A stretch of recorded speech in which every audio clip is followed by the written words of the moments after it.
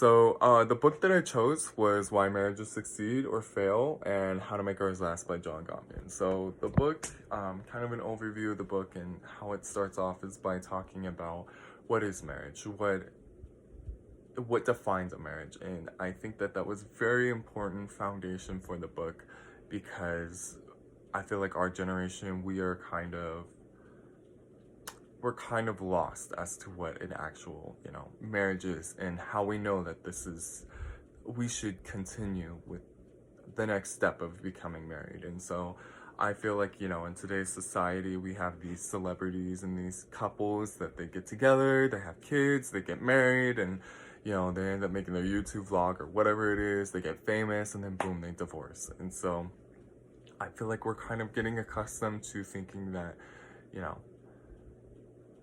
this canceling and this, as soon as someone makes a mistake, they're toxic, and and it's like divorce, of course, is always an option, but this book kind of shows that if it's just a miscommunication or something like that, then what's the point of throwing it all away, because this is things that we can work on easily and fix. And so that's kind of how the book starts it off, and then it kind of gets into different lessons, and there's different questionnaires and tests in there for you to kind of, self-reflect and really find yourself in the book. And I will say this was one of the best books that I've ever read on, kind of that couples therapy thing.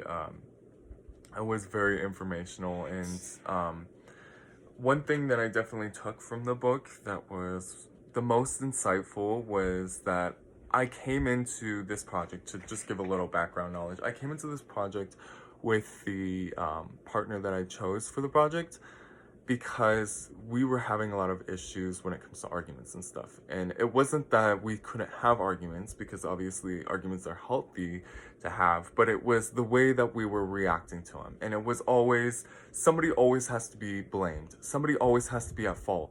Somebody always has to be criticized and, labeled and all this stuff. It's just very nasty and, very mean. And that's not how it should have been. And I didn't even realize that this was mainly a problem until I kind of read this section on criticism versus complaint. And so I'll just kind of show you how it looks. It's right here. It's this kind of questionnaire type. It asks you a series of questions, and it's going to have you and your partner answer. And so, some of them are, I saw it as my job to present all complaints. I thought it was very important to determine who was at fault. So these things were, issues that I was having in my relationship to this person. And I was like, oh my God, this is perfect, And so at the end of the book, it does say if you checked yes more than 7 times, then you're probably a good candidate for being a critic. And so, little things like that I took from the book. That was obviously a little bit more major of a deal, but there was a lot of different ones that I found were very, very helpful to how I'm going to start communicating with the partner that I chose, because it's important to, of course I know these things were not right, but to hear them or read them or see them or whatever it is, it makes that difference, because then you have to self-reflect on it, and then you have to really process those words, and you realize this is what I've been doing wrong, or this is what he's been doing wrong, or this is what she's been doing wrong, or what we've been doing wrong. And so, there was definitely a lot of insightful information in this book. And so a couple different ones, was on no respect for your partner and stuff like that. So it's a lot of different things.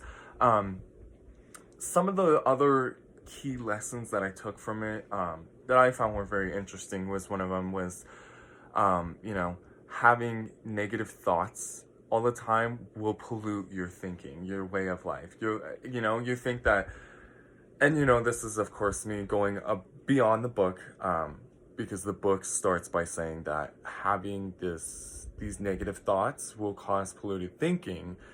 And so I'm thinking about it, I'm having these negative thoughts all the time, and they're causing polluted thinking, which is then in turn going to pollute my lifestyle, because if I don't have that positive mindset when I wake up in the morning and when I go to bed, what's to say that I'm going to just have a positive day, So it definitely it helped me as a person too. There's a lot of personal things that I took from the book. You know, it wasn't just marriage, you know, marriage, or couples, you know, it was what can I take to better myself, to better our relationship, you know, because of course you have to love yourself. And this is one thing it brought up in the book. You have to love yourself before you can go off and love anybody else. And so, a couple different things as well too that I talked about was looking at the bright side of arguments. And so I didn't think that this was possible.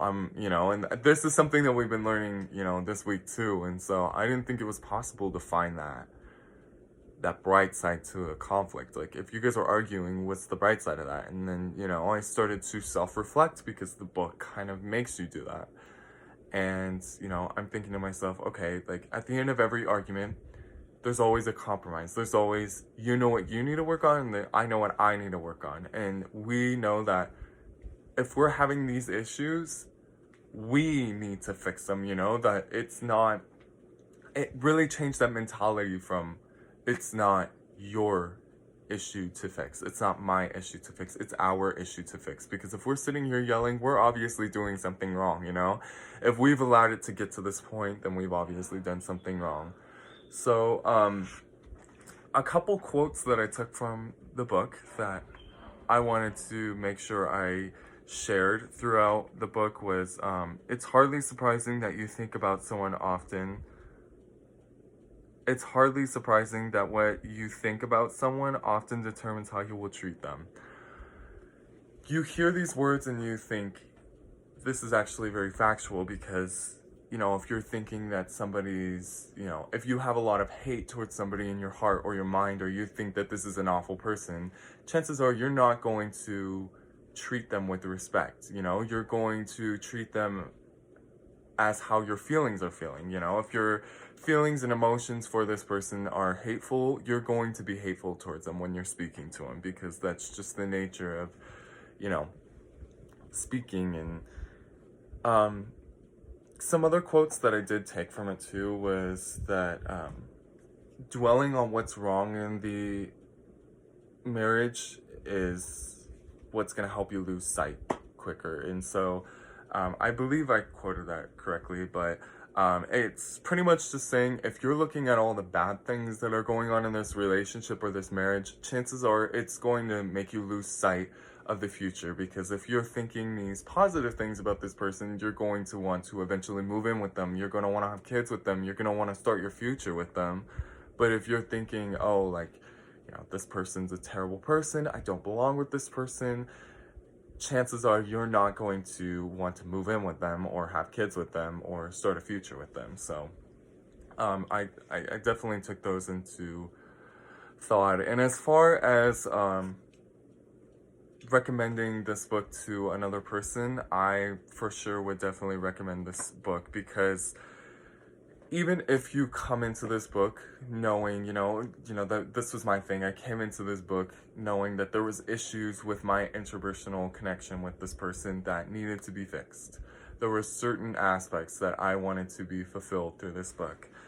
And it turns out there was a lot more than what I was just thinking. And so this book, honestly, I feel like even if you don't have anything specific in this book that you are having a major issue with, you can still take plentiful things out of this book. And so that's why I would definitely recommend this to anybody who's not even in dire need of, you know, some type of couples therapy. I think just reading this in general, even before getting into a relationship, will help better you understand your partner and yourself as a person. So